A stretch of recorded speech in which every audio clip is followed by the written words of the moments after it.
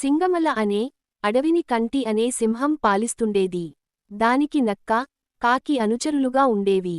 ఓ రోజు కాకి ఎగురుకుంటూ వచ్చి, మన అడవికి దూరంగా ఉన్న ఎడారిలో ఒంటెను చూశాను.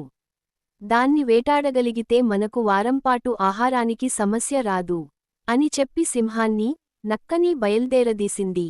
కాని ఎడారిలోకి అడుగుపెట్టగానే అక్కడి వేడికి సింహం, నక్కల కాళ్ళు కాలి నడవలేకపోయాయి.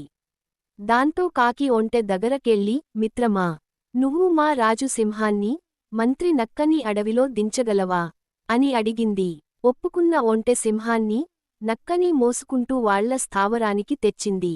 దాని మంచితనం సింహానికి బాగా నచ్చి, మిత్రమా, నువ్వు కూడా మాతోపాటు ఇక్కడే ఉండు అంది ఒంటెతో.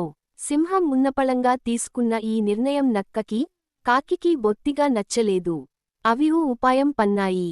మహారాజా, కాళ్ళు కాలడం వల్ల మీరు ఇప్పట్లో వేటాడలేరు. మీరు ఆకలితో ఉండటం మేం చూడలేం.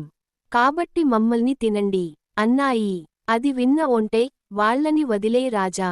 నన్ను చంపితే మీ ముగ్గురికీ వారంపాటు ఆహారం కాగలను అంటూ ముందుకొచ్చింది.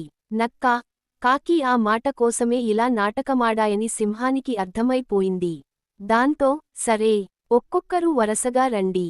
ముందు చిన్న జీవితో మొదలుపెడతాను. కాకీ, నువ్వు రా ముందు అంది. ఆ మాటకి కాకి తుర్రుమంటే, నక్కేమో పరుగు లంఘించుకుంది. ఒంటె, సింహాలు మాత్రం అప్పటినుంచి మంచి స్నేహితులుగా ఉండిపోయాయి.